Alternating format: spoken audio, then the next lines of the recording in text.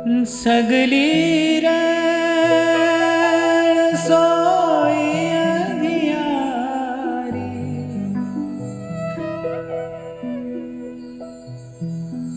गुरु किंचित कृपा जागे,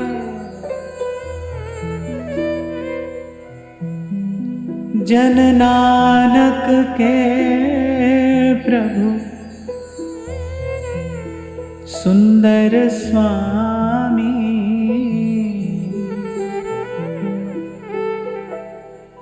जन नानक के प्रभु सुंदर स्वामी, मोहे तुम सरवर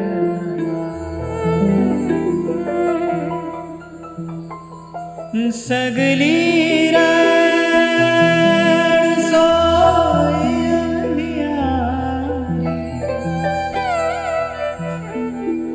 गुरु किंचित कृपा जागे, जन नानक के प्रभु सुंदर स्वामी, मोहे तुम सम अवर न लागे।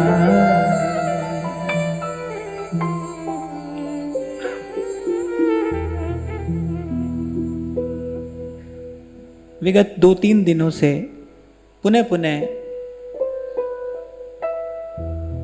इसी विचार का हम लोग चिंतन कर रहे हैं कि जीव की दुर्बलता, जीव का रोग वस्तुतः क्या है। कि जो निद्रा है, जो सुषुप्ति है, मोह की निद्रा, वही जीव का रोग है, वही उसकी दुर्बलता है। जो जाग गया है वो तो ईश्वर अंश, जीव अविनाशी और चेतन अमल, सहज सुख राशि, क्योंकि जानत तुम्हें हो जाए। तभी श्री कबीर साहब कहते हैं, घट घट मेरा साइया सूनी सेज न कोए, पे बलिहारी वा घट के जहां घट प्रगट हुए। या महाराज वाणी में फरमा रहे हैं कि सगली रैन सोई अंधियारी और गुरु किंचित कृपा जागे। और बस गुरु की किंचित कृपा से ये सोया जीव जग गया।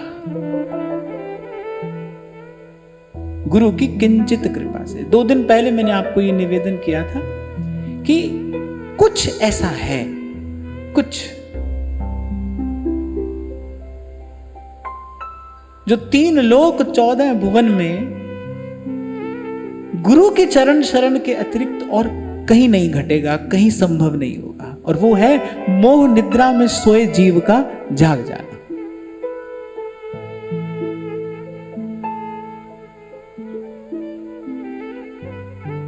और जब तक मोह निद्रा में सोया है तब तक मृत प्राय है, माने मरे जैसा है।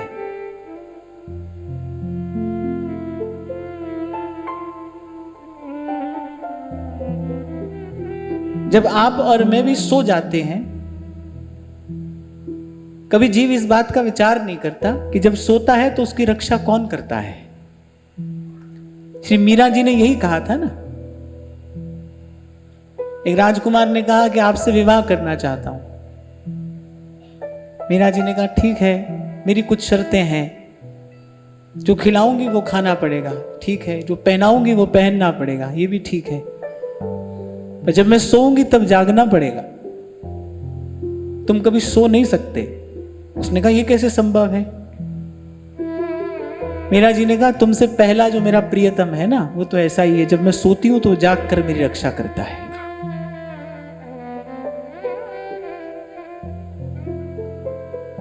तो ये जो तंद्रा है, नींद है, जो ये इसे जगाने वाला गुरु का शब्द है। इसलिए अन्यत्र गुरुजन वाणी में ही कहते हैं, तीरथ नावण जाओ, तीरथ नाम है। बोले कहां दौड़ते हो, कहां भटकते हो? थोड़े से पुण्य के लिए तीरथ नामण जाओ। और कबीर कह चुके तीर्थ का फल क्या है, कहते तीर्थ नहावे एक फल। हम लोगों को यही भ्रम है कि भाई हमारे धर्म में ऐसी व्यवस्था है कि कितने भी पाप कर लो और फिर बस ऐसे ही किसी दिन तीर्थ में जाके नहा लेंगे, सब पाप धुल जाएंगे। पर एक बार थोड़ी बात विचार करने की है कि आदमी सोचता है गंगा में नहाएंगे पाप धुल जाएंगे। वो जो गंगा के पुत्र हैं उनके जन्म जन्म का पाप अंत समय से पहले उनके सामने आकर खड़ा हो गया। वो जो गंगा के पुत्र ही हैं उनका पाप नहीं धुला।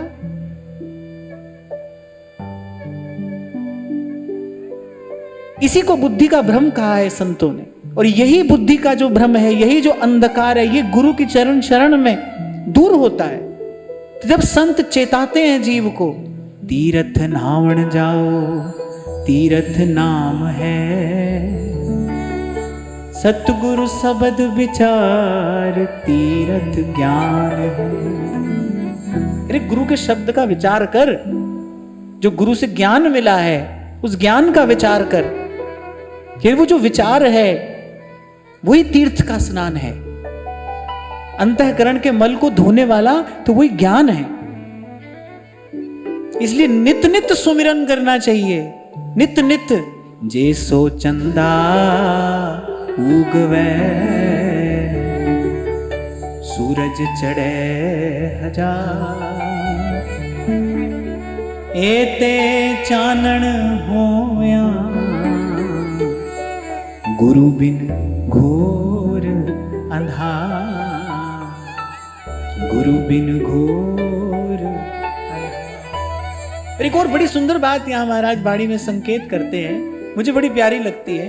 आपको शायद 2-4 दिन पहले ही मैंने एक निराहारी योगिनी का चरित्र सुनाया था कि उन्होंने योग की कोई ऐसी सिद्धि सीख ली, ऐसी युक्ति उनके पास आ गई किसी की कृपा से कि उन्होंने जीवन भर कभी अन्न जल ग्रहण नहीं किया, निराहारी रही। तो मैं देखता हूं भाई अन्न के बिना भी जीवन संभव है, जल के बिना भी जीवन संभव है, पर पवन के बिना जीवन संभव नहीं है। पवन के बिना जीवन संभव नहीं है। और महाराज वाणी में कहते गुरु कौन है? पवन गुरु पाणी पिता, माता तरत महत, दिवस रात दोए दाई दाया, खेले सगल जगत, सतनाम सतनाम। पवन गुरु, पवन को दी गई गुरु की भाई, इसके बिना जीवन संभव नहीं है। तो यहां जिस प्रकरण की हम चर्चा कर रहे हैं, सेवक जी महाराज कह रहे हैं सबसे पहले प्रथम हृदय श्रद्धा जो करे, गुरु के पास कहते हैं खाली हाथ नहीं जाना चाहिए। कहते गुरु के पास जाओ तो खाली हाथ नहीं जाओ, पर यहां बता रहे हैं क्या लेकर जाना। इन्हें संसार की वस्तु नहीं लेकर जाना, कुछ लेकर जाना है, कुछ छोड़कर जाना है। छोड़कर क्या जाना है? संत मिलन को जाइए, तज ममता अभिमान, ये 2 चीज तो छोड़कर जाना। मैंने संसार की ममता, संसार की ममता, ममता के वशीभूत होकर ही तो जीव प्रभु के सन्मुख जाकर भी भांति भांति के मनोरथ करता है, अपनी कामनाओं की पूर्ति चाहता है। ममता के वशीभूत होकर ही तो करता है, मोह के वशीभूत होकर ही तो करता है। तो कह रहे एक तो ममता छोड़कर जाना, ये 2 शब्द महत्वपूर्ण है। जब कबीर जी कह रहे हैं ना संत मिलन को जाइए, पर कैसे जाइए? तज ममता अभिमान, ये 2 ही शब्द क्यों कहे? बोले ममता लेकर जाओगे तो संसार की चर्चा करोगे, कोई संसार की याचना करोगे, कोई संसार की मांग उसके सामने जाकर रख बैठोगे। ये सब काम व्यक्ति ममता के ही वशीभूत होकर करता है। और अभिमान, अभिमान लेकर जाओगे तो लेने वाले को तो भाई छोटा होकर जाना पड़ता है ना। फल नीवे वृखानु लग दे, सदाई लग दे, कि नीवे होके चलिया करूं मन वे, के नीवे होके चलिया। जब ग्रहण करने जा रहे हो, जब लेने जा रहे हो किसी से भी, गुरु के पास, संत के पास तो ऐसे जाना ही चाहिए। किसी से भी आप कुछ ग्रहण करते हो तो विनम्र होकर ग्रहण करना चाहिए। तो कह रहे 2 बात तो छोड़कर जानी है। संत मिलन को जाना है, गुरुजन के पास जाना है, तो कह रहे 2 बात तो छोड़कर जानी है, ममता और अभिमान। इसीलिए मैं आपको बार बार कहता हूं भाई, कभी संत मिल जाए, कभी गुरु के पास 2 घड़ी बैठने का अवसर मिले तो घर संसार की बात मत करो। आपको ऐसा लगता है कि आपके कुछ करने से कुछ हो जाएगा, कुछ बदल जाएगा, आप कुछ बना लोगे, कुछ बिगाड़ दोगे, पर ऐसा है नहीं। जे ही जस जग रघुपति करहि, सो ते ही छिन दस। ये तो आपको देखना है कि आप इस भ्रम से अपने आप को कब मुक्त कर लेते हो। आप जिसको अपना पुत्र, अपनी पुत्री समझते हो, आप केवल समझते ही तो हो। ये केवल मन का भ्रम ही तो है। ये एक व्यवहारिक सत्य ही तो है, कोई पारमार्थिक सत्य थोड़ी है। आप किसी को अपना पुत्र समझो, किसी को अपनी पुत्री समझो, और आप समझो भाई कि भाई अब इसके लिए मेरा ये कर्तव्य है, इसके लिए मेरा वो कर्तव्य है। तो ये केवल एक व्यवहारिक सत्य, कोई पारमार्थिक सत्य तो नहीं है। जो वास्तविक सत्य है उससे तो भाई इसका कोई लेना देना नहीं है। और आप भूलना मत, प्रत्येक जीव यहां अपना प्रारब्ध, अपना भाग्य अपने साथ में लेकर आया है। इसीलिए हमारे यहां वानप्रस्थ में जाते हुए महापुरुष कहते हैं, अरे पूत कपूत तो क्यों धन संचय, और पूत सपूत तो क्यों धन संचय। माने भाई बोले किसी भी दृष्टि से ये करना तो ठीक नहीं है। जीव अपना प्रारब्ध अपने साथ लेकर आता है। और स्पष्ट शब्दों में संत गुरुजन कहते हैं, रत्ती घटे न तिल बढ़े, जो लिख दी करता। न घटेगा न बढ़ेगा।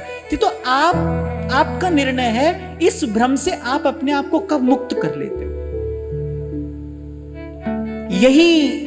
यही भ्रम का बंधन जो आपने मैंने बांध रखा है ना, यही गुरु की कृपा से टूट जाता है, छूट जाता है।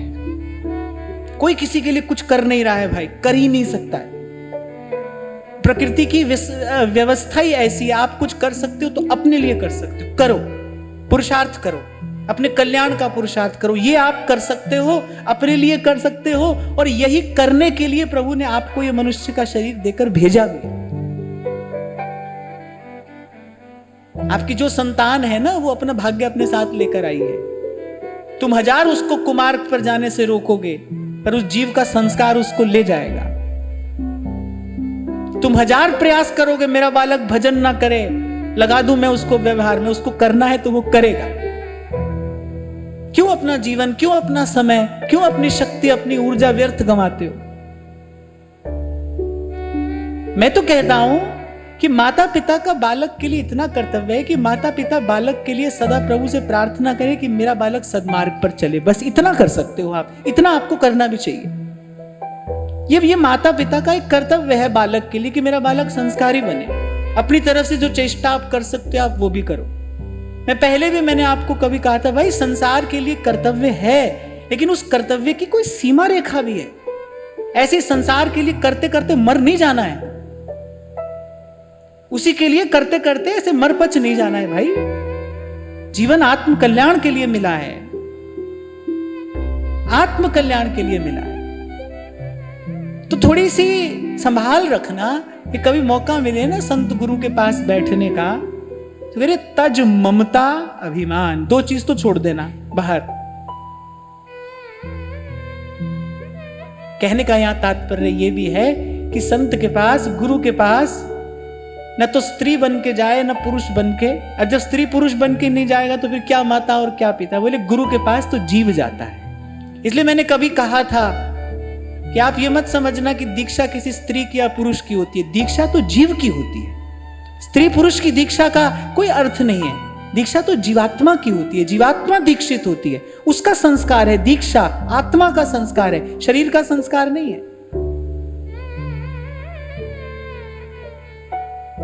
शरीर के संस्कारों का वर्णन तो हमारे वेदों शास्त्रों में है, अनेक अनेक संस्कार हैं। पर ये जो गुरु दीक्षा है, जिसके लिए हम कहते हैं कि उसके बाद नया जन्म होता है, वो जो गुरु दीक्षा है ना, वो तो आत्मा का संस्कार है। जीवात्मा सुसंस्कृत होती है गुरु की दीक्षा से, गुरु की शरणागति से।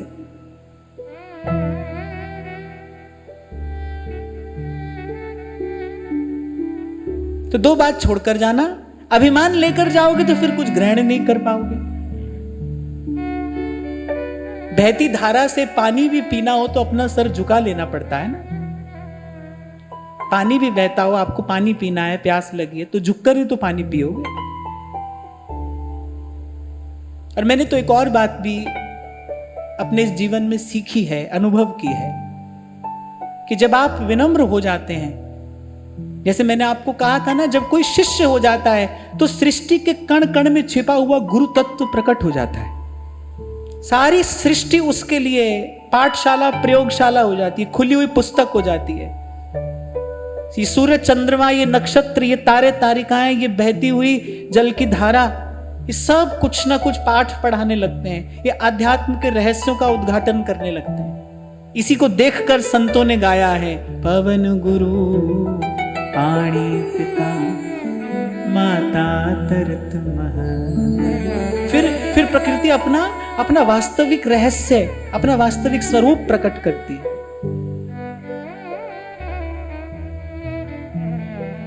आप सबने सुना ही होगा, जब अपनी यात्रा के समय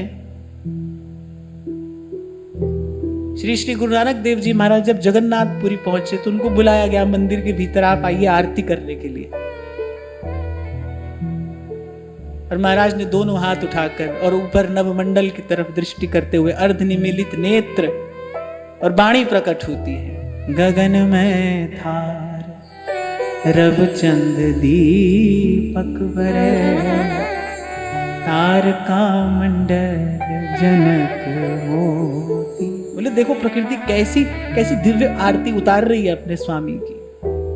धूप मलयान पवन चमरो करे। जब कोई शिष्य हो जाता है ना, तब सृष्टि के कण कण में छिपा हुआ जो गुरु तत्व है वो प्रकट हो जाता है। तभी कबीर कहते हैं, लाली मेरे लाल की जित देखूं तित लाल, जित देखूं तित लाल।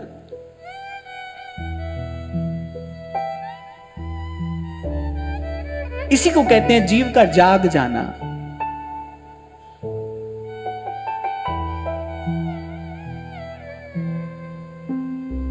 और फिर लेकर क्या जाना है? ममता अभिमान छोड़कर जाना है।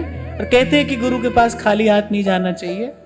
लेकर क्या जाना है? अरे श्रद्धा, श्रद्धा लेकर जाइए। और श्रद्धा मिलेगी कहां से? आप पे श्रद्धा ल्यामे ताह बैकुंठ जहां कीर्तन तेरा, आप श्रद्धा ल्यामे। इसलिए कह रहे हैं कि प्रभु आपका गुण गाएं, पर कैसे? आप ही की कृपा से। आपका गुण गाएं, पर कैसे? क्योंकि गुण गाने के लिए हृदय में जो श्रद्धा चाहिए। देखो, श्रद्धा से किसी भी क्रिया में सुख है, आनंद है। श्रद्धावान लभते फलम। तो श्रद्धा कहां से आएगी? तब कहा, प्रथम भक्ति संतन करी संगा। संतों के पास बैठोगे तो क्या होगा? ताह वैकुंठ जहाँ कीर्तन तेरा, आप श्रद्धा ल्यामे। ये तो भाई किसी भी साधक का अनुभव हो सकता है। ये संतों के पास बैठते बैठते अपना भजन भाव प्रबल होता चला जाता है। भजन भाव में अपनी श्रद्धा बढ़ती चली जाती है ना। और इसी से फल की प्राप्ति है, इसी श्रद्धा से फल की प्राप्ति है। तभी आपको कहता हूं भाई, कोई एक संबंध तो अपने जीवन में ऐसा रखो ना, जहां संसार की कोई वस्तु बीच में न आने दो। तभी आपको कहता हूं, हमारा आपका संबंध तो आप यही रखिए, आपके मेरे बीच में केवल उज्जवल श्रद्धा रहे, बस और कुछ नहीं। और वैसे भी मैं आपको अपने हृदय की बात आज कह रहा हूं कि अपना जीवन यापन करने के लिए जितनी व्यवस्था किसी को चाहिए, उससे कहीं अधिक व्यवस्था मेरे प्रभु ने मेरी करके रखी है। मुझे किसी वस्तु की आवश्यकता अब है ही नहीं। मैं कह रहा हूं अब नहीं है, कभी थी और जब थी तब थी, पर अब नहीं है। अब तो मैं भी आपके लिए निरंतर यही मांगू और आप भी मेरे लिए निरंतर यही मांगे। दरस तेरे की प्यास मन लागी, सहज आनंद बसे बैरागी। नानक की अरदास सुनी गए, नानक की अरदास सुनी केवल नाम हृदय मह दीजै, दरस तेरे की प्यास मन लागी। तो कह रहे ये श्रद्धा लेकर जाना गुरु के पास। अभी श्रद्धा लेकर फिर गुरु चरणों में बैठकर कह दे मन की बात और पूर्ण कर दे कामना, यही संत की जात। कह रहे फिर पूछने योग्य प्रश्न पूछना। एक गुरु मिला है, उसके पास 2 घड़ी बैठने का अगर अवसर मिले, कह रहे पूछने योग्य प्रश्न पूछना। और पूछने योग्य प्रश्न क्या है? सेवक जी ने 5 प्रश्न बताए। कौन धर्म हरिवंश को दीन होकर, विनम्र होकर गुरु चरणों में प्रार्थना करे, प्रभु कृपा करके कोई ऐसा मार्ग मुझे बताइए जिससे मेरा कल्याण हो। कौन धर्म हरिवंश को? फिर कह रहे कौन सुरीति, मेरे कल्याण का मार्ग क्या है, उस मार्ग पर चलने की रीति क्या है, कैसा मेरा आचरण हो। कौन सुरीति, कौन आचरण, कौन सुकृत जिहि पावे शरण, और क्यों हरिवंश कृपा करें। अंतिम प्रश्न का उत्तर जिसकी चर्चा करते करते कल हमने वाणी को विराम दिया था, क्यों हरिवंश कृपा करें। भक्ति हित जे शरण आए, द्वंद्व दोष जो सब घटे। दीर्घ काल तक सत्संग करके पहले अनर्थ की निवृत्ति कर ले। अनर्थ क्या है? प्रभु की प्राप्ति की इच्छा के अतिरिक्त जीवन में जो कुछ है वो सब अनर्थ ही है, अनर्थ का ही मूल है वो। अंत में कहीं ना कहीं दुख, क्लेश, संताप और पश्चाताप का ही परिणाम लाने वाला है। हमारे प्रातः स्मरणीय श्री रसिक पदरेणु जी महाराज ने ये सेवक वाणी की बड़ी अद्भुत टीका की। बड़ी शास्त्र सम्मत बात महाराज श्री ने यहां सेवक वाणी के प्रत्येक वाक्य के विषय में लिखी है। तो जो मैं कह रहा हूं ना, अनर्थ की निवृत्ति कर ले। तो जैसे 5 प्रश्न पूछने योग्य बताए हैं, ऐसे महाराज श्री कह रहे, बोले 5 ही अनर्थ भी हैं साधक के जीवन में। और उसमें सबसे पहला अनर्थ क्या है? कह रहे मनमुखी साधना, जिसकी चर्चा हमने पूर्व में कभी की थी। पग डंडी गाड़ी गहे, फिर इतूत पांव न दे, नागरिदास सांची कहे वस्तु घनेरी ले, इतूत पांव न दे। इसलिए मैं बार बार आपको कहता हूं भाई, ये कान लगाकर सुनो कि हमारे आचार्य ने क्या कहा है। जहां जिसने जो कहा है सब ठीक है भाई, सबको प्रणाम है, पर ये देखो कि हमारे आचार्य ने क्या कहा है। मैं आपको अपने जीवन का एक छोटा सा अनुभव कह रहा हूं। जब कभी साधक जीवन में कोई द्वंद्व आकर खड़ा हुआ, या कभी कभी ऐसी स्थिति आ गई भाई 2 मार्ग दिखाई पड़ रहे हैं और दोनों ही सही लग रहे हैं, तो किस मार्ग पर जाना चाहिए। और जब किसी भी प्रकार से और किसी प्रकार से किसी विचार से उत्तर नहीं मिलता, फिर यह देखा जाता है भाई कि हमारे आचार्य की वाणी के, आचार्य के भाव के निकट कौन सा मार्ग है। हमारे आचार्य की वाणी का आधार लेकर यदि कोई मार्ग चयन करना पड़े तो कौन सा मार्ग चयन किया जाना चाहिए?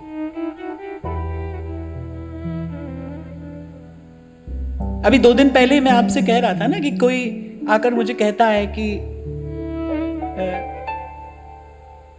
अभी तो आपको ऐसा निर्णय नहीं लेना चाहिए कि आपको केवल वृंदावन में ही रहना है। मैंने कहा देखो भाई, पहली बात तो निर्णय हमारा नहीं है, हमारे निर्णय से होता ही क्या? तिनका बयार के बस है, हमारे निर्णय से क्या होता? ये पहली बात तो हमारा निर्णय नहीं है। और मैंने कहा कि दूसरी बात, नियति से, प्रभु की इच्छा से मैं कहीं किसी और की शरण में भी तो जा सकता था। यदि श्री जी की कृपा ने मुझे श्री महाप्रभु जी के चरणों में ही लाकर बैठाया है, यहां तक आना बिना श्री जी की इच्छा के तो संभव नहीं था। मुझे अगर ऐसे आचार्य की शरण में लाकर बैठाया है जिसने वृंदावन में पग धरने के बाद फिर कहीं और मुड़कर नहीं देखा, तो भाई मेरे आचार्य का आचरण मेरे लिए भी तो कोई पथ प्रशस्त करता है ना। मेरे आचार्य का आचरण मेरे लिए भी तो कुछ उपदेश करता है। आचार्य का आचरण ही तो उपदेश है। आचार्य अपने मुख से और कुछ नहीं कहता, उसका आचरण ही उपदेश है। वो जो कर रहा है वही आपके मेरे लिए उपदेश है, उसी का पालन आपको मुझे करना है। इसलिए मैंने कहा भाई, धर्म की, शास्त्र की सब बात ठीक है, अपने अपने स्थान पर वो सब ठीक है, पर हमको ध्यान रखना है कि हमारे आचार्य ने क्या आज्ञा की, हमारा कल्याण उससे होगा। तो कह रहे हैं कि साधक के जीवन में 5 अनर्थ हैं, और 5 अनर्थ में पहला अनर्थ क्या है? मनमुखी साधना। व्यास जी की वाणी हो, सेवक जी की वाणी हो, कबीर जी की वाणी हो, कबीर जी ने तो इस पर बहुत ही कहा है। श्री गुरु की वाणी में भी ऐसा संकेत अनेक अनेक स्थान पर मिलता है कि मनमुख आवे, मनमुख जावे, और मनमुख फिर चोटा खावे, और जितने नरक सु मनमुख देखा है। तो सबसे पहले तो इसका ध्यान रखना है भाई कि ऐसे अपने मन से तो कहीं नहीं चलते जा रहे हैं हम। और गुरु की चरण शरण में आने के बाद फिर तो ऐसा व्यभिचार नहीं होना चाहिए। क्या होता है गुरु को अपना मन देना, और क्या होता है गुरु को अपना जीवन देना? यही तो है। अगर मेरे आचार्य ने निपट एकांत में रहकर भजन किया है ना, तो फिर एकांत साधना अपने आप मेरे लिए आदेश हो जाता है। श्री महाप्रभु जी को कहने की आवश्यकता नहीं है, उनका आचरण ही तो मेरे लिए उपदेश है और आदेश है। मेरे आचार्य ने कैसा जीवन जिया है, अपने गुरु के ही तो पद चिन्हों का अनुसरण किया जाता है। यही तो श्री गोस्वामी जी कह रहे हैं, श्री गुरु चरण सरोज रज निज मन मुकुर सुधार। बोले अपना बिगड़ा मन कैसे सुधरेगा? बोले गुरु के चरणों का अनुसरण करते करते सुधरेगा।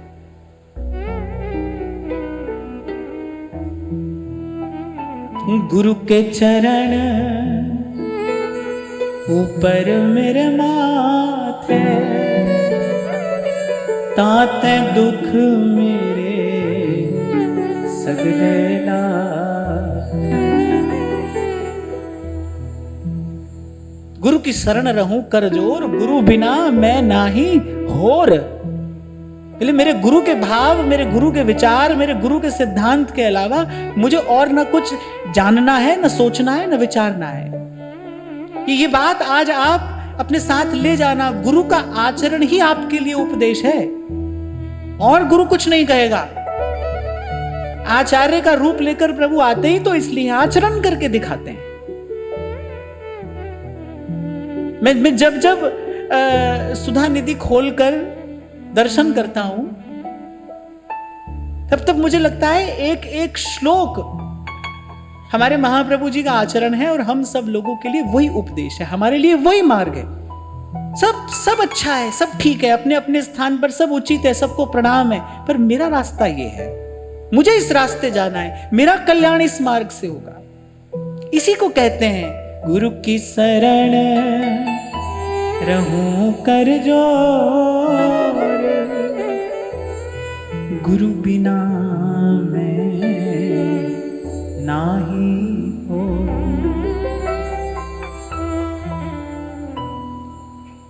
अब आप सोचो भाई, थोड़ा व्यवहार के लिए करना पड़ता है, थोड़ा घर परिवार के लिए करना पड़ता है, पर ध्यान रखना कि मनमुख आचरण से साधक के आध्यात्मिक जीवन को बड़ी भारी क्षति होती है, भारी क्षति, अपूरणीय क्षति हो जाती है कभी कभी।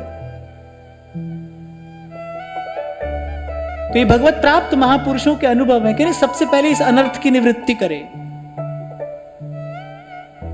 कोई अधिकार नहीं है, आचार्य के कहे हुए सिद्धांत में एक शब्द भी इधर उधर करने का हमको कोई अधिकार नहीं है। हम स्वीकार कर सकें तो करें, अन्यथा एक और बैठ जाएं। पर हम अपनी इच्छा से, हम अपनी ओछी बुद्धि से उसमें कुछ भी इधर से उधर करने की योग्यता या सामर्थ्य नहीं रखते, उसको यथावत स्वीकार किया जाता है। जो गुरु ने कहा है वो अंतिम वाक्य है, उससे परे और कुछ नहीं। वस्तु तो ऐसे ही प्राप्त होती है भाई, कुछ मिलेगा तो इसी मार्ग से चलकर मिलेगा। श्री गोस्वामी जी मानस में कहते हैं, आज्ञा समन सुसाहिब सेवा। बोले भगवान की सबसे बड़ी सेवा क्या है? अरे गुरु की आज्ञा में रहना भगवान की सबसे बड़ी सेवा है। आज्ञा समन सुसाहिब सेवा, ये वो गुरु की सबसे बड़ी सेवा है, प्रभु की सबसे बड़ी सेवा है। और फिर कहते हैं कि जीविका का दोष। फिर दूसरा अनर्थ जो बताया है साधक के जीवन में, वो क्या हो सकता है संभवतया, कि जीविका का दोष। इसके लिए भी सब महापुरुषों ने अपने अपने शब्दों में, अपने अपने भावों में कहा है कि आप जो भी अर्जित कर रहे हैं ना, उसके मूल में छल कपट पाप नहीं हो, परिश्रम हो। पाप से कमाए धन से, पाप से कमाए धन से भजन की कमाई कैसे होगी? इसीलिए सारे विश्व को संदेश दिया था गुरु साहेब ने, कीरत करो, फिर करे नाम जपो, अरे वंड छक्को। सबसे पहले क्या कहा है? कीर्त करो, परिश्रम करिए। इसलिए मैं आपको कहता हूं भाई, मुझे उस दिन संत ने कहा, मुझे बात इतनी अच्छी लगी, बोले अपनी मेहनत करके 2 माला भी करोगे ना। अब भोले भाले ब्रजवासी महात्मा है, भजन करते हैं, उन्होंने कहा परिश्रम करके, मेहनत करके 2 माला भी करोगे, बोले ठाकुर जी 100 के बराबर गिने को। और आप अभी समर्थ हो, और क्षमा करना, मेरे को तो अभी तक कोई ऐसा दिखाई दिया नहीं जो 18 घंटे बैठ जाए एक आसन और भजन करने के लिए। जब तक शरीर में शक्ति है ना, उस क्रिया शक्ति का कोई सदुपयोग करना पड़ेगा आपको। ऐसे भजन भजन कहने से थोड़ी भजन हो जाता है। जब तक परिश्रम कर सकते हो। और मैं कहता हूं कि मान लिया आपकी सारी कामनाएं निवृत्त हो गई हैं, आपको अपने लिए कुछ नहीं चाहिए, मैं कहता हूं फिर अपने लिए नहीं, फिर परमार्थ के लिए इस शरीर का सदुपयोग करिए। इसी को कहा है, हरि नाम से नेह पले तो पा लिए, सेवा में ये देह गले तो गा लिए। आज तक अपने लिए कर रहे थे, बोले अब परमार्थ के लिए करो, पर करना है शरीर से सेवा सदा करनी है। तो आप देखो, जो धन अर्जित आप करते हो, छल से, कपट से, पाप से आने वाला धन तो नहीं है। एक फकीर कहता है बिन मेहनत बोझे परना है, कि बिना ही परिश्रम के आ रहा है छल और कपट से। अच्छा, ये भ्रम तो कभी मत पालना कि पाप से कमा लेंगे, थोड़ा सेवा में लगा देंगे और सब हिसाब बराबर हो जाएगा। ऐसी भूल तो बिल्कुल भी नहीं करना, ऐसा नहीं होगा। जो भी अनुचित रीति से आपके जीवन में आ रहा है, वो आपको चैन से बैठने नहीं देगा। ध्यान करना। तभी संतों ने कहा, जब तक पुरुषार्थ कर सकते हो करो। जो आपको खिला रहा है ना, उसके मन में पता नहीं क्या मनोरथ होगा। और मैं तो जब इतिहास पढ़ता हूं, मैंने आपको उस दिन भी कहा था, मुझे अच्छा लगता है, कभी कभी पढ़ता हूं तो मैं देखता हूं कि हमारे यहां भारत भूमि पे तो सन्यास का अर्थ कुछ और होता था। अपने कर्तव्य कर्मों का जब कोई सम्यक प्रकार से पालन करता था, शक्ति अर्जित करता था, विवेक अर्जित करता था, और फिर जाकर कहीं कहीं निवृत्त होता था, और उसका सन्यास भी दिव्य होता था। देखो, एकादश स्कंद में भगवान कहते हैं उद्धव जी से ये बात। उस दिन भी मैंने आपको शायद संकेत किया था। भगवान कह रहे हैं, भाई किसी ना किसी व्यवस्था के अंतर्गत रहे, या तो ब्रह्मचारी होकर रहे, या गृहस्थ होकर रहे, या वानप्रस्थ होकर रहे या फिर सन्यासी होकर रहे, किसी ना किसी व्यवस्था के अंतर्गत तो रहना चाहिए। जो किसी भी व्यवस्था के अंतर्गत नहीं रह रहा है, बोले वही मनमुखी साधक है।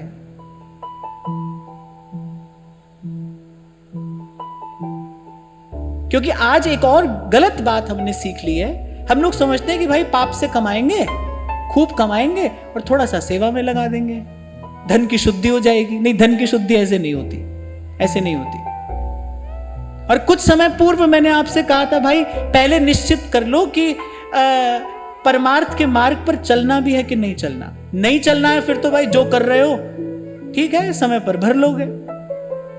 पर लगन अगर आध्यात्म के मार्ग पर चलना है तो तन मन प्राण को साधते हुए चलना पड़ता है इस मार्ग पर। There are some dos and don'ts. कुछ आप कर सकते हो, कुछ आप नहीं कर सकते। इसीलिए कह रहे हैं कि कुछ बातें करने की हैं और कुछ नहीं करने की हैं। जो नहीं करने की वो भी कान लगाकर ध्यान लगाकर सुनो। पहला अनर्थ क्या है? मनमुखी साधना। दूसरा क्या है? जीविका का दोष। जीविका का दोष। मैंने देखा भाई, आज भी आप ब्रज के भक्तों का चरित्र पढ़िए। आज तो भाई हमारे जैसे साधु हो गए ना। व्यास जी कहते हैं अब हम हूं से भक्त कहावत, माला तिलक स्वांग धर और हरि को नाम बेच धन लावत। भगवत रसिक देव जी तो एक बात कहते हैं, कह रहे वेशधारी हरि के उर साले। बोले साधु का वेश धारण करके और जो फिर उचित व्यवहार नहीं करता है, बोले ऐसा वेशधारी तो भगवान के हृदय में कांटे की तरह चुभता है। भगवत रसिक देव कह रहे वेशधारी हरि के उर साले, नाचे गावे चित्र बनावे करे काव्य चटकीली, सांच बिना हरि हाथ न आवे सब रहनी है ढीली। तो भाई ब्रज के भक्तों का आप चरित्र पढ़िए। पूरे दिन में 4 या 5 ब्रजवासियों के यहां से एक एक टूक महात्मा लेकर आते हैं, एक एक टूक। और वो भी किसी अतिथि अभ्यागत या किसी साधु वैष्णव को पवा कर और फिर पाते हैं और फिर भजन करते हैं।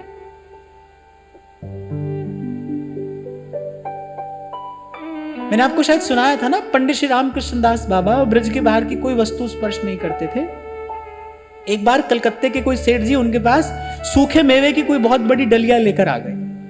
उनके पास में एक ब्रजवासन बैठी थी। सेठ जी बहुत विनती कर रहे थे। बाबा ने कहा भाई हम इसका स्पर्श नहीं कर सकते। तो ब्रजवासन कहने लगी, बोली बाबा, बोली जी तो मेवा है।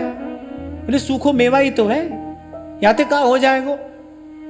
उसको ये लगा कि शायद किसी के हाथ का बना हुआ बाबा नहीं पाते हो। तो बाबा ने कहा बाबा ये तो सूखो मेवा है, याते का है जाएगा। बाबा ने बड़ी गंभीर वाणी से उस ब्रजवासन से कहा कि बोली लाली तू भजन करे। बोली ना बाबा। तो बाबा ने कहा फिर तोय का पता का है जाएगा, तो भजन ही ना करे। तो भजन करता है उसको पता है क्या हो जाएगा। हमारे यहां अरण्य अली जी की तो एक छोटी सी रचना ही है, स्वप्न प्रसंग। शायद 12 या 13 स्वप्न उन्होंने अपने लिखे हैं, अपने अनुभव, कि कैसे अनुचित रीति से ग्रास खाने के बाद उनको उनकी भावनात्मक कितनी बड़ी क्षति हुई। सावधान किया है। इसलिए कहा है कीर्त करो, मेहनत करिए, परिश्रम करिए, जो आप कर सकते हैं वो करिए। अरे बिना मेहनत के तो शरीर को भी भोजन अच्छा नहीं लगता। बिना परिश्रम के तो शरीर को भी भोजन अच्छा नहीं लगता। मेहनत करोगे तो भूख लगेगी ना। आज तभी तो छोटी छोटी आयु में मनुष्य जो है वो अनेक रोगों का शिकार होता जा रहा है। इसका एक ही तो कारण है, क्योंकि हमारे जीवन में शारीरिक परिश्रम नहीं रह गया है। शारीरिक परिश्रम नहीं है, शरीर हम हिलाना ही नहीं चाहते। और अब तो क्या किस ओर चले हम, कह रहे आर्टिफिशियल इंटेलिजेंस। शरीर भी ना हिलाना पड़े, दिमाग से सोचना भी ना पड़े, कुछ करना ही नहीं पड़े। मैं तो कई बार सोचता हूं कि मनुष्य की बुद्धि को हो क्या गया है। क्या मनुष्य बिल्कुल जड़ पत्थर की मूर्ति सी हो जाना चाहता है? ना उसको शरीर हिलाना पड़े, ना उसको कुछ सोचना पड़े, ना विचार करना पड़े। ये कौन सी दिशा में जा रहे हैं? ये कौन सा विकास हो रहा है भाई? मुझे तो कभी कभी डर लगता है। तो कह रहे दूसरे अनर्थ की निवृत्ति यथा संभव यथा शीघ्र करे, जीविका का दोष। मैं फिर एक बार याद करके आगे बढ़ूंगा कि कपड़ा बुनते हैं कबीर जी, और कहते हैं कबीर जी को कभी कपड़ा बेचने के लिए बाजार तक तो जाना ही नहीं पड़ा। क्यों? कहते रास्ते में कोई संत मिल जाता था। अच्छा, संतों को कबीर जी के हाथ का कपड़ा बुना बड़ा प्रिय है। राम राम रटते रटते कबीर चदरिया बुनते हैं। संतों को इतना प्रिय है कबीर जी के हाथ का बुना कपड़ा, इसलिए कबीर जी के घर तक तो कमाई बहुत कम ही पहुंचती थी। एक बार तो ऐसा हुआ कि हाथ से वस्त्र लेकर जा रहे हैं और पत्नी ने कहा कि आज कुछ लेकर आना, खाली हाथ मत लौट आना। अब कबीर जी तो एक ही शब्द जानते थे, बोले जैसे ही हमारे राम की इच्छा। अब बोलकर चल दिए। मार्ग में एक संत मिले। अब आधा वस्त्र फाड़कर कबीर जी ने उनको देना चाहा। संत कहने लगे, बोले पूरा ही दे दीजिए। बोले आधे से हमारा भी कुछ नहीं होगा और बचे हुए आधे से आपका भी कुछ नहीं होगा। बोले पूरा ही हमको दे दीजिए। तो बाजार तक तो कभी कबीर पहुंचे ही नहीं, व्यवस्था तो सब प्रभु ही कर देते। लेकिन आप देखो उस महापुरुष की चेतना, वो कह रहे प्रभु किसी भी दृष्टि में आपके अतिरिक्त किसी से मांगना हमको स्वीकार नहीं है।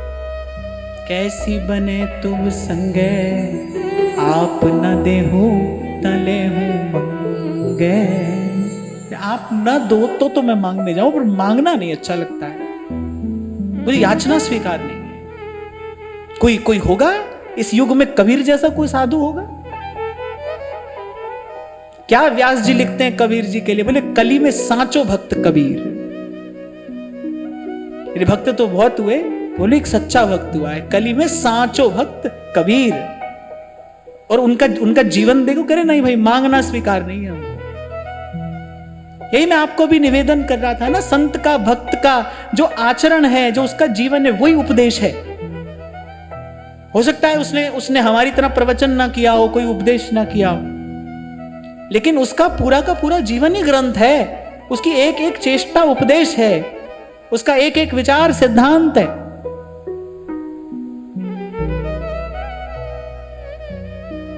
भारी मन से चलें कबीर कि भाई कोई क्या करें, संतों को तो खाली लौटा नहीं सकते, इनकी चरण रेणु का लोभ तो हमको सदा ही है। ओ मांगू संतन रहना, मैं नाही किसे का देना रे माधो। कैसी बने तू संगे आप न देहूं ता लेहूं।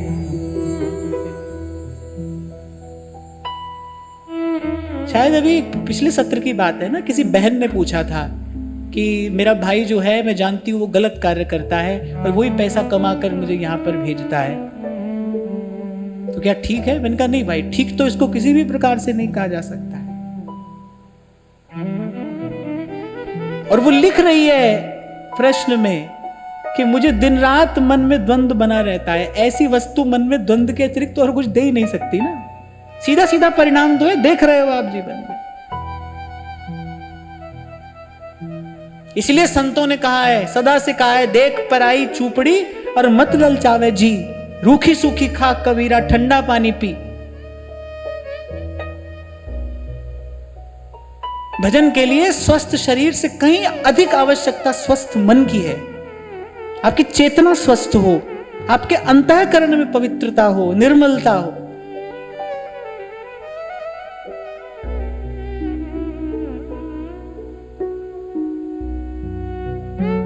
और सूखी रोटी खाकर भी सूर्य के जैसे चमचमाते दमदमाते संतों का दर्शन इस भारत भूमि ने सदा ही किया है, जिनके मस्तक पर ब्रह्म तेज झलमलाता है। मैं तो अभी गीता जी के सत्र में भी मैंने कहा था कि ये तो हम लोगों की दुर्बलता है कि हम लोगों के लिए भोजन एक मानसिक विलास है। बहुत थोड़ी सी आवश्यकता है जीवन में भोजन की, बहुत थोड़ी सी। हाँ, पर ऐसा मैंने संतों से सुना है, वो कहते थे, बोले बेटा भजन और भोजन जितना बढ़ाओ उतना बढ़ जाएगा, जितना घटाओ उतना घट जाएगा। और सच है, ये बिल्कुल ऐसा ही है। आप जितना बढ़ाते चले जाइए उतना बढ़ता चला जाएगा।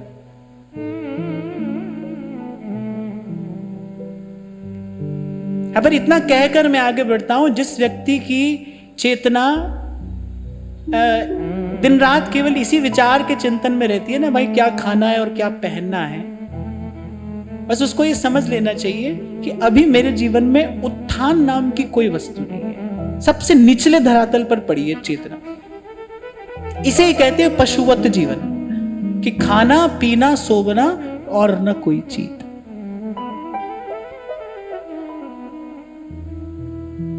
अब जैसे कभी कभी ये बालक मुझे भोजन परोसता है, मैं भोजन कर रहा हूं, मुझे भोजन परोसता है तो कभी कभी बीच में से पूछ लेता है कि सब ठीक है। अब ये पूछता है तो मुझे याद आता है कि हाँ भाई ठीक है कि नहीं है। तो मुझे लगता है कि नहीं, तो इस पर इतना अधिक ध्यान देने की आवश्यकता नहीं है। ठीक हो तो भी ठीक है, नहीं हो तो भी ठीक है। एक छोटा सा कार्य ही तो है भोजन का जीवन में, और उससे अधिक और कुछ नहीं है।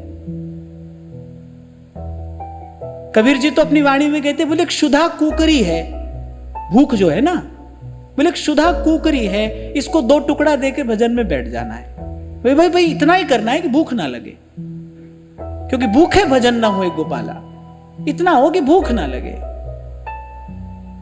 और भोजन कोई विलास थोड़ी है, कोई विलास की वस्तु थोड़ी है भोजन। आप देखिए रसिक अनन्य नृपति श्री स्वामी हरिदास जी महाराज श्री बिहारी जी को उत्तम भोग लगाते हैं, और फिर उत्तम भोग लगाए कह रहे मोर मरकट तिमी पोषे। बिहारी जी के आग्रह करने पर उस प्रसाद में से कण प्रसाद श्री स्वामी जी ग्रहण करते हैं, बहुत आग्रह करने पर।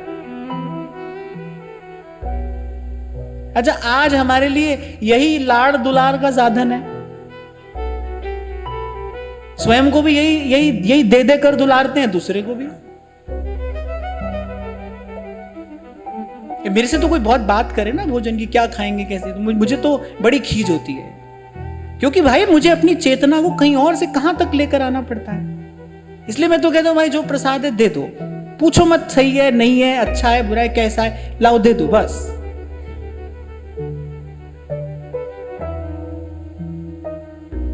तो इस दूसरे अनर्थ की निवृत्ति करते हुए फिर तीसरी बात करते हैं। तीसरी बात है कुसंग। इस पर तो सदा किसी न किसी प्रकार से चर्चा होती रहती है कि कुसंग सर्वथैव त्याज्य।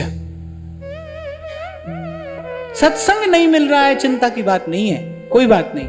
2 दिन 4 दिन 10 दिन नहीं मिला है सत्संग, कोई बात नहीं, पर देखना कुसंग तो नहीं हो रहा है कहीं, इसका ध्यान रखना है। और ये कोई भी ना कहे कि हम नहीं चाहते पर करना पड़ा, ना ना ऐसा नहीं है। ऐसा कह के बच के निकलने की चेष्टा मत करना, अंत में नुकसान आपका ही है भाई, किसी और का नहीं है। ये जो संत लोग आपको मुझे कह रहे हैं, ये आपके मेरे लाभ के लिए कह रहे हैं, इसमें उनका लाभ नहीं है। दुस्संग सर्वथैव त्याज्य। और कुसंग है क्या? ध्रुवदास जी महाराज ने बड़ी सुंदर व्याख्या दे दी सत्संग की। कह रहे संग सोई जाके मिले भूले ग्रह व्यवहार। कह रहे भाई थोड़ी देर जिसके पास बैठे तो घर संसार की व्यर्थ की बात भूल जाए, ठाकुर जी का स्मरण हो जाए, प्रभु का कुछ नाम कुछ गुणगान कहने सुनने को मिल जाए। जिसके पास बैठकर संग सोई जाके मिले भूले ग्रह व्यवहार। यही तो आरंभ में मैंने आपको कहा कि संतों गुरुजनों के पास बैठने का अवसर मिले तो वही घर संसार की बात लेकर मत चले आओ। संत घर संसार का सुधार करने के लिए नहीं है, संत तो मन से उस वृत्ति का परिष्कार करने के लिए जो सदा सदा के लिए मिटा दे वो धूल आपके मन से। मैंने कहा ना केवल आपका भ्रम है, आपको लगेगा कि भाई इनके लिए हमको करना है, हम कुछ कर लेंगे ना भाई, किसी के किए कुछ नहीं होगा, हो ही नहीं सकता है।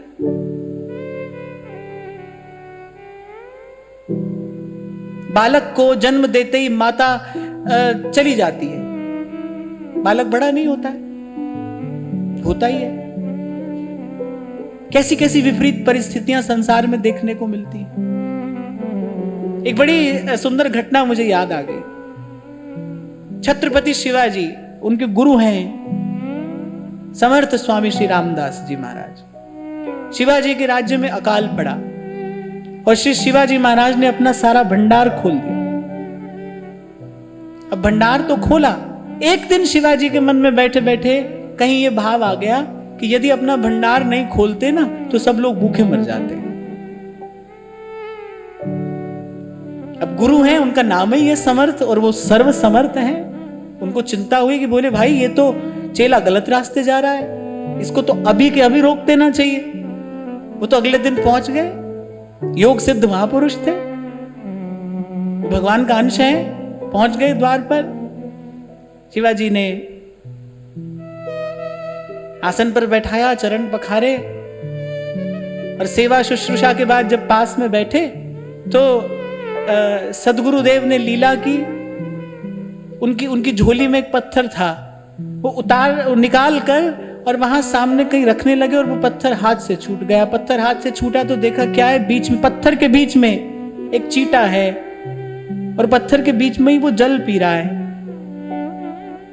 और छत्रपति कहते हैं कि यहां पत्थर के बीच में इस चींटे को जल देने वाला कौन है, यहां इसकी व्यवस्था कौन करता है? तो गुरुदेव ने कहा आजकल तो धरती पर दाता एक तुम ही हो, तुम ही सबकी व्यवस्था कर रहे हो। तुम ना देते तो ये जनमानस, इस जनता का क्या होता है, तो सब भूखे मर जाते। छत्रपति को समझ आ गई गुरुदेव का इशारा, उनका संकेत किस ओर है, संभल गए।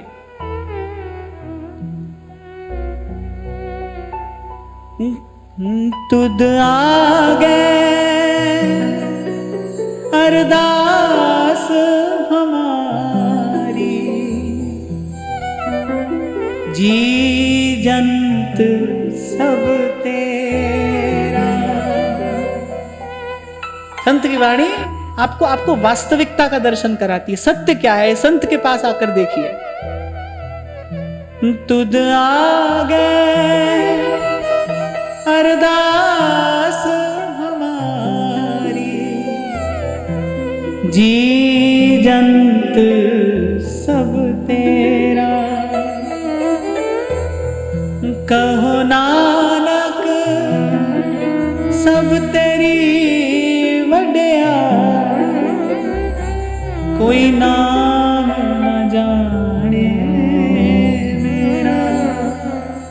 जी जंत सब तुद उपाय, पर जित जित पाणा तित तित लाए। सब कुछ कीता तेरा होवे, नाहिन किच्छा साड़ा जी।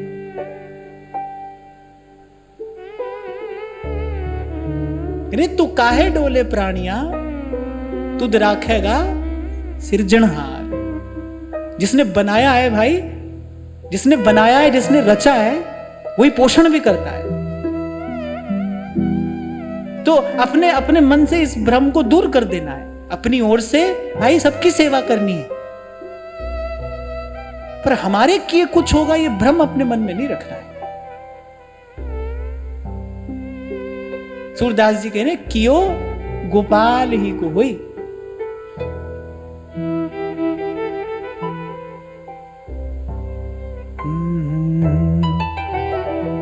रैम तेरी सुख पाया सदा, तू काहे डोले प्राणिया, तुद राखेगा सिरजनहार। जिन पैदा तू किया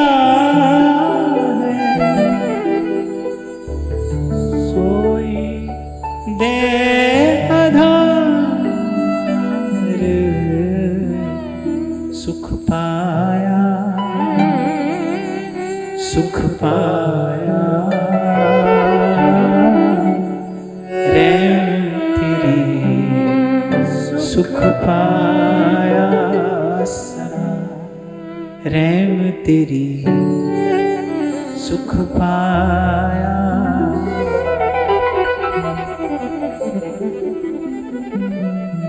और यही भाई सच्चे सुख का मार्ग भी है।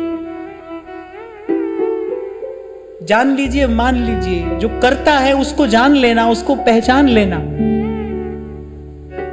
यही सच्चे सुख को प्राप्त करने का मार्ग है। और कैसे निर्भर होगे आप भाई? कहीं ना कहीं कोई ना कोई संसार का धंधा लगा ही रहेगा पीछे। कैसे निर्भर होगे? जीवन में निश्चिंतता कैसे आएगी? जब तक समझोगे नहीं कि करने कराने वाला कोई है, तब तक कैसे निर्भर होगे? ऐसे ही तो बड़े बड़े कार्य संत कर जाते हैं, पर आप बिल्कुल निश्चिंत रहते हैं, मस्त मगन रहते हैं, क्योंकि जानते हैं मुझसे भया न होएगा। ये जो कुछ किया सो तुम किया, मैं कछु किया नहीं। फिर चौथी बात कहते व्यभिचार। अभी व्यास जी की वाणी का चिंतन करते करते अंतिम दिन इसी बात पर हमने चर्चा की थी। कौन है व्यभिचारी? कोई एक आध यहां बैठा हो जिसको याद हो। बड़ी देर तक चर्चा हुई थी इसी एक भाव पर। हाँ, सोई व्यभिचारी आन कहे आन करे। और व्यास जी तो बहुत फटकार के कहते हैं, ताको मुख देखे दारुण दुख पाइए। ऐसे का मुख नहीं देखना चाहिए, जो कहे कुछ और करे कुछ और। कहता तो है प्रभु को चाहता हूं, और करता स्वार्थ से ही भरा कार्य है, बोले वो व्यभिचारी है। इसलिए मैंने उस दिन आपको कहा था कि भाई भगवान ने तो बड़ी सुविधा दी है। भगवान तो कहते हैं आर्त भी हमारा भक्त हो सकता है, अर्थार्थी भी हमारा भक्त हो सकता है, जिज्ञासु भी हमारा भक्त हो सकता है। भगवान तो कहते भाई संसार के दुख से दुखी हो तो हमारी शरण में आ जाओ। तुमको धन की, यश की, प्रतिष्ठा की कामना है, तुम अर्थार्थी हो, तो भगवान ने कहा तो भी हमारी शरण में आ जाओ। पर एक बात याद रखना कि बुल्ले शाह रब ओना नु मिलता नीता जिनातियां सच्चियां। सच्चे के सामने झूठे होकर मत जाओ। मान लो धन चाहिए, पद प्रतिष्ठा चाहिए, तो प्रभु से कहो कि हाँ भाई हम तो धन पद प्रतिष्ठा के लिए आपके पास में आए हैं, वो देने के लिए तैयार है, कोई ना थोड़ी कर रहे हैं। भगवान ने कहा भाई देखो आर्त भी हमारा भक्त है, कोई संसार के दुख से घबरा कर देखो कितना कितना बड़ा हृदय है प्रभु का। आपके पास कोई आए ये कहता हुआ कि आपसे प्रेम करते हैं, और आप ये जानते हैं कि भाई हमसे प्रेम नहीं करता, अपना कार्य साधने के लिए आया है, आपके मन में कैसा भाव आएगा उस व्यक्ति के लिए? प्रभु फिर भी स्वीकार करते हैं, तो कह रहे प्रभु कह रहे नहीं भाई ये भी हमारा भक्त है। और फिर कोई अर्थार्थी है जो धन की कामना से ही आया है, अर्थ की कामना से आया है, मान प्रतिष्ठा के लिए आया है, वो कह रहे ये भी हमारा भक्त है। आया तो हमारे पास में है ना, याचना तो हमारे पास में लेकर आए। बस बड़ी बात क्या है, प्रभु को दम भी नहीं सुहाता है, चाहता कुछ और है और कहता है कि मैं प्रभु आपको चाहता हूं। मैं सदा से आपको यही बात कहता आया हूं भाई, हमारे मन में भी संसार की इच्छा थी, हाँ थी, हमको भी लगता था हम कुछ ऐसा कर जाएं, हमारा बड़ा नाम हो, हमारा बड़ा यश हो। हाँ ठीक है, संत कृपा से, भगवत कृपा से संसार की क्षुद्र वस्तु की कामना कभी नहीं रही, पर संसार की इच्छा तो थी ना, हमारा बड़ा यश हो, हमारी बड़ी प्रतिष्ठा हो, संसार की इच्छा ही तो है। पर जैसे विभीषण जी कहते हैं ना, और कछु प्रथम वासना रही। हाँ प्रभु, आपके पास आने से पहले, आपका दर्शन करने से पहले हमारे मन में संसार की इच्छा थी। प्रभु पद प्रीति सरित सो वही। लेकिन प्रभु की कृपा करुणा का क्या वर्णन करूं कि प्रभु ने अपने चरणों में, अपने धाम में स्थान देके धीरे धीरे मन की उन समस्त कामनाओं के मल को धो दिया। जैसे मां बालक के शरीर पर लगे मल को धो देती है ना, धोकर फिर कैसे उसको अपनी छाती से लगा लेती है, और केवल इतना ही नहीं, जड़ देती है चुंबन उसके गाल पर। मां को कभी ये याद भी नहीं रहता कि मैंने बालक के शरीर का मल धोया है, मां को कभी याद नहीं रहता। तभी संत प्रभु को इसी प्रकार पुकारते हैं, रामैया हो बारक तेरा, काहे न खंडस अवगुण मेरा, सुत अपराध करत जेते, जननी चेत न राखसते, रामैया हो बारिक तेरा। तभी कह रहा हूं भाई, ऐसे ऐसे ऐसे सच्चे साहेब के सामने झूठे होकर मत आइए, जैसे है वैसे आ जाइए। आना ही बहुत है, आना ही पर्याप्त है।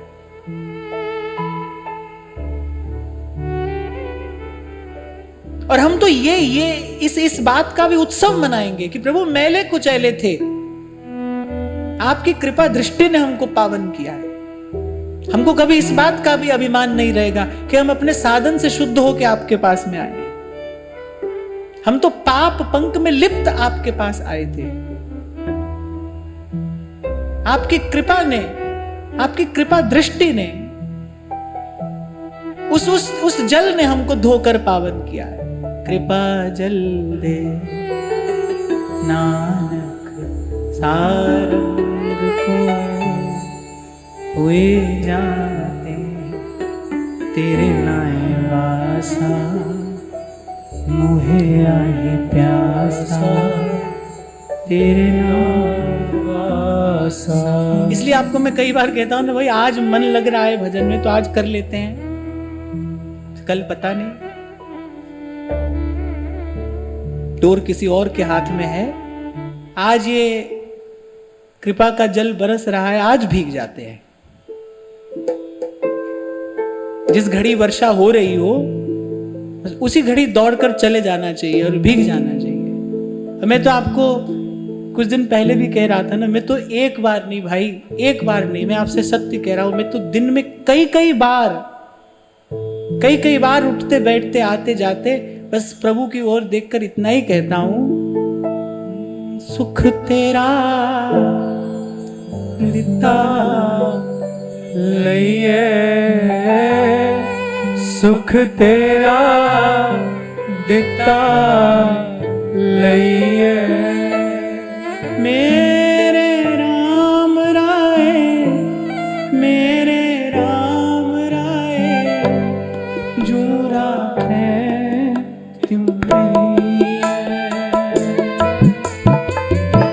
मेरे राम राय, मेरे राम राय, जो राखे त्यों रहिए।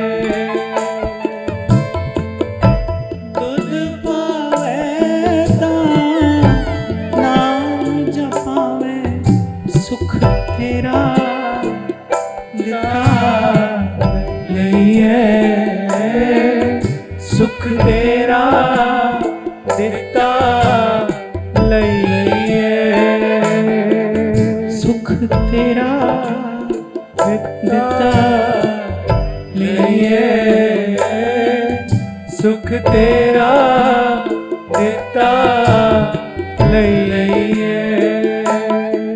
नहीं तो जितनी भी बार कभी मेरी महाराज श्री से कोई बात होती है तो मैं तो अंत में यही कहता हूं, क्योंकि मैं ये बात जानता हूं, केवल कहने के लिए नहीं कह रहा हूं।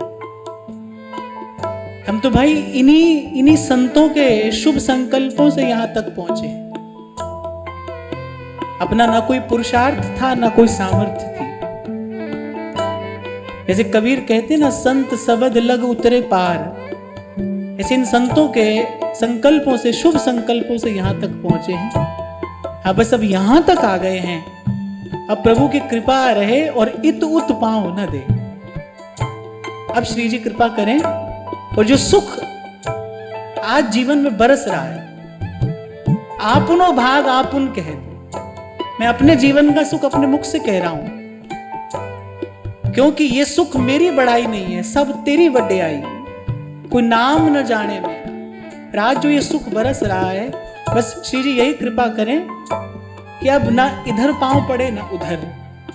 सुख तेरा दिता नहीं है, सुख तेरा दिता लइए। मेरे राम राय, मेरे राम राय, जो राखे त्यों रहिए।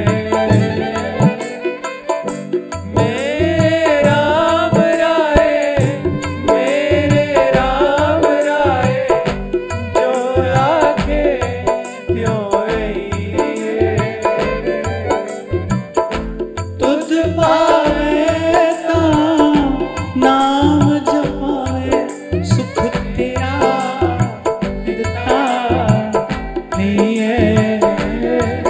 सुख तेरा दिता लईए सुख तेरा दिता लईए सुख तेरा दिता लईए। उनको तो भाई यहाँ तक आने के बाद इतनी बात समझ में आई। बाबा फरीद कहते मैं कुजज्जी चज न कोई, कहते मैं कुजज्जी चज न कोई, कम दी न कार दी।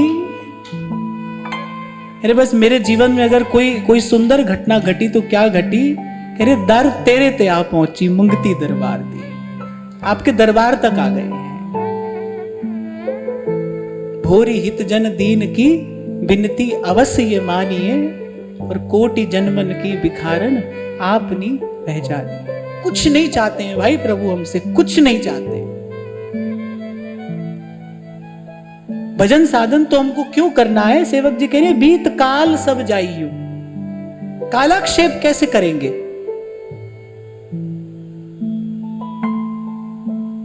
ये जीवन कैसे बीतेगा?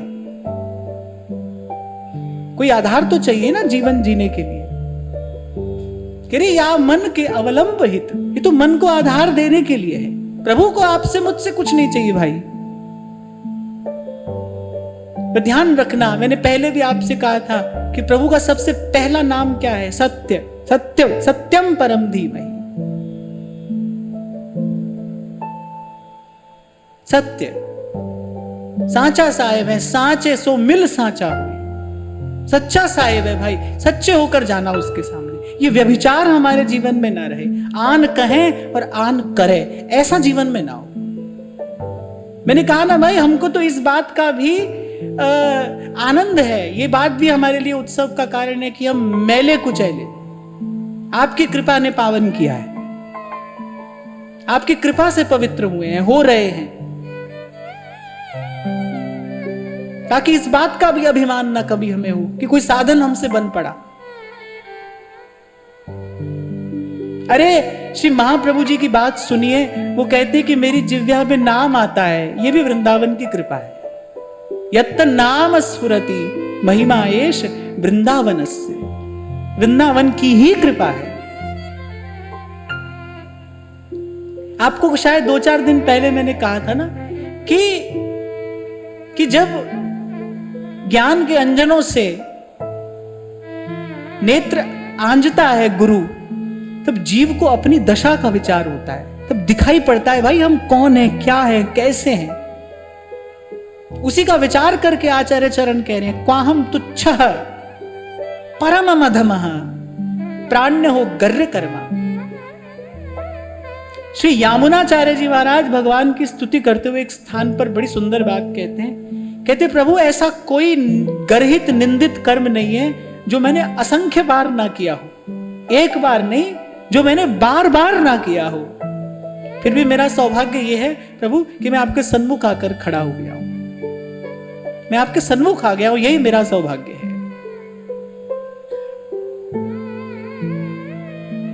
और फिर सहजोबाई जी कहती है जब हम आपके सन्मुख आ गए ना, कह रहे अब तुम अपनी ओर निहारो, अब आप अपना बिरद विचारिए।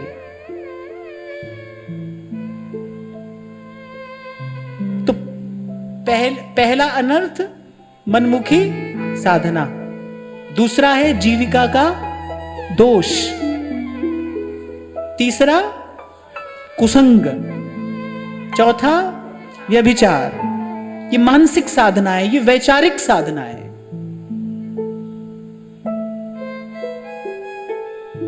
यहां वैचारिक पवित्रता की, यहां भावनात्मक अनन्यता की बात है। ये वैचारिक साधना है, इस पर किसी की दृष्टि नहीं जाएगी, इस पर आपको स्वयं दृष्टि रखनी होगी। कोई नहीं पहचानेगा, आप जानते हैं ना मन में क्या चल रहा है, आप कह क्या रहे हैं। और वो तो बहुत पहले कह चुके भाई, हमको सब चलता है, काम क्रोध लोभ इनका समाधान तो हम कर देंगे, पर मोहे कपट छल क्षेत्र न भावा, निर्मल मन जन सो मोहि पावा, कपट छल छिद्र न भावा।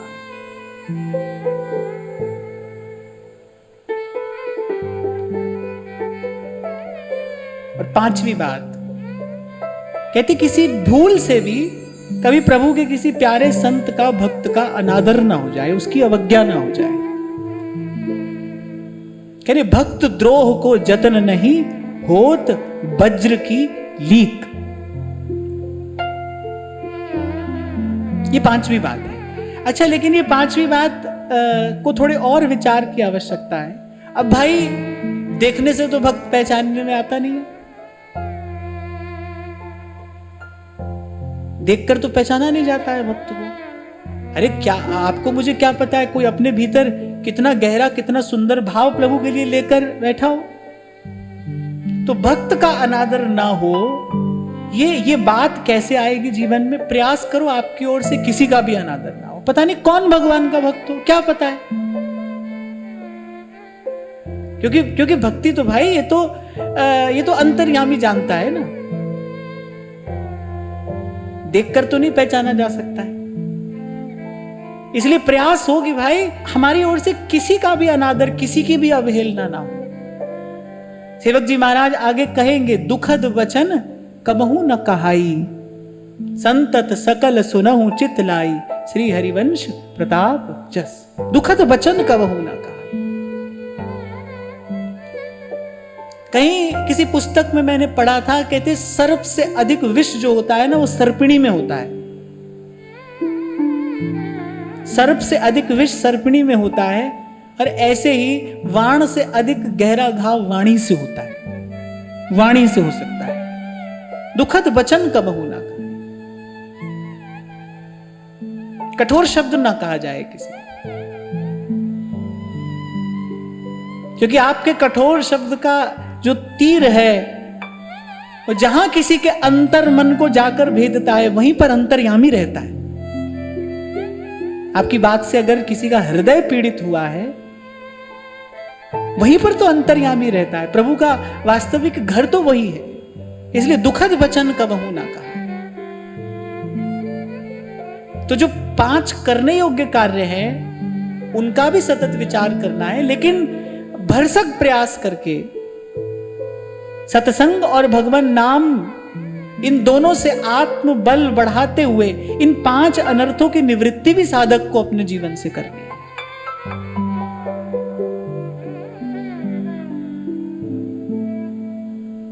आप थोड़ा सा विचार करोगे तो आप देखोगे, आप पाओगे कि देखो, व्यवहारिक कठोरता तो थोड़ी अधिक हम सबके जीवन में है।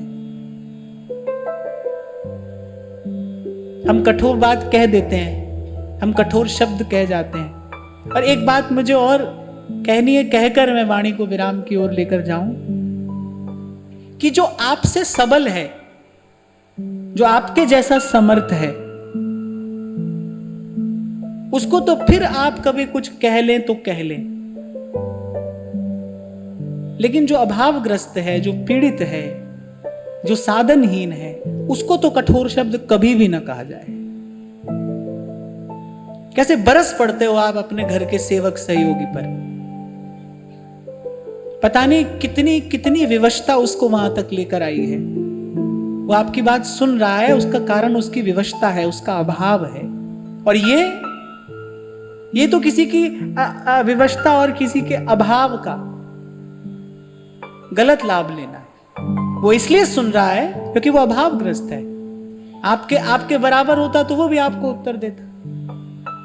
मैं देखता हूं कई बार तो मुझे आश्चर्य होता है, 1,00,000-2 लाख की चीज खरीदने जाते हैं। आजकल लोग ब्रांडेड चीजें खरीदते हैं, वहां पर जाकर बिल्कुल नहीं कहते कि भाई थोड़ा ठीक ठीक लगा लो, क्योंकि वहां पर तो ऐसा कहने से आपका इंसल्ट होती है ना। वहां नहीं कहते आप जाकर। सब्जी वाले को कहोगे भाई ठीक ठीक लगा लो, टमटम वाले से झगड़ते हो आप, 20 नहीं 10 देंगे। सदा से व्यक्ति निर्बल पर ही तो बल प्रयोग करता आया है। निर्बल पर ही बल प्रयोग करते हो आप। अरे जो दोपहर की चिलचिलाती धूप में आपको बैठाकर खींचकर आपको एक स्थान से दूसरे स्थान तक पहुंचा रहा है, वैसे तो उसके परिश्रम के बदले आप कुछ दे नहीं सकते हो उसको। कम से कम वहां तो ऐसी बात मत करो, वहां तो ऐसी चेष्टा ना करो। तो ये बात मुझे इसलिए कहनी थी कि हम भगवान के कहाते हैं। एक बार अपने प्रभु का स्वभाव देखिए, जिनका हम भजन करते हैं, एक बार उनके स्वभाव का विचार करिए। प्रभु तरु तर कपिडार पर देखिए आप समान, तुलसी कहूं न राम से, साहिब सील निधान। क्या सूरदास जी कहते हैं, प्रेम के बस अर्जुन रथ क्यों भूल गए ठकुराई। राज सुजग युधिष्ठिर की ना हमें झूठ उठाई, झूठी पत्तल बीन रहे हैं। कौन? जिनके चरण कमल कमला के करतल से न निकलते देखा वो। फिर संत कहते हैं, दीनन देख घिनात जे और नहीं दीन सो काम, कहा जान के लेते हैं दीन बंधु को नाम। मैं तो आपको यही कहूंगा भाई, आप हमारा सम्मान मत करो, आप हमारे हिस्से का प्रणाम किसी ऐसे को करो जो अपनी प्रतिभा से प्रणाम अर्जित नहीं कर सकता। आप हमारे हिस्से का आदर किसी ऐसे को जाकर दो कि आपके दिए हुए आदर से उसके मुख पर पूरा दिन मुस्कान बनी रहे। आप दो बोल प्रेम से बोलोगे ना, उसके मुख पर पूरा दिन मुस्कान बनी रहेगी। वहां जाकर दीजिए आदर, वहां सम्मान दीजिए। और व्यास जी कहते हैं, मूड मुड़ाए की लाज निभइए। आप प्रभु के कहाते हो तो कम से कम इतना तो हो, भजन न हो, कम हो, अधिक हो, पर दुखद वचन कबहू न कहाई। किसी का हृदय दुखे ऐसी बात ना कहिए कि सह लीजिए, कहिए नहीं। सहत सहत बाड़े भगति, ग्रह तन गुरु हित गार। और आप सोचो कि भाई इससे व्यवहार बिगड़ जाएगा,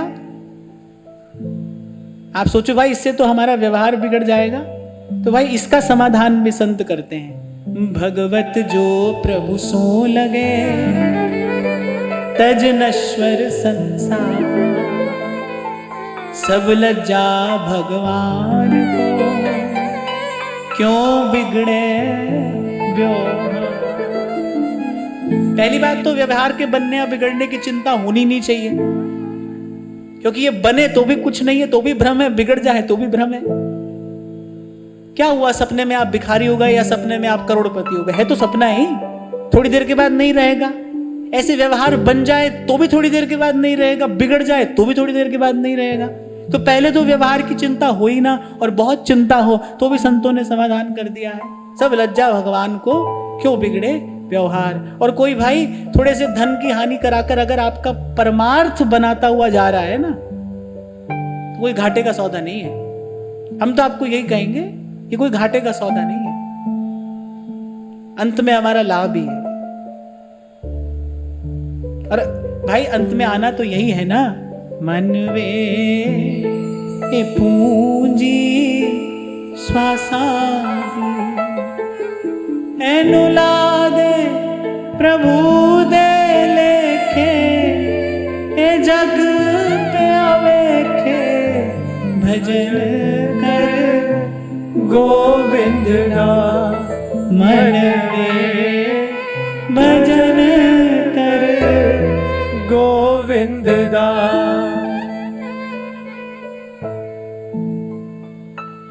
दोष न काहू दीजिए प्रभु अपना ध्याइए, दोष न काहू दीजिए प्रभु अपना ध्याइए, जित सेवे सुख होए घना मन सोई गाइए, जित सेवे सुख होए घना मन सोई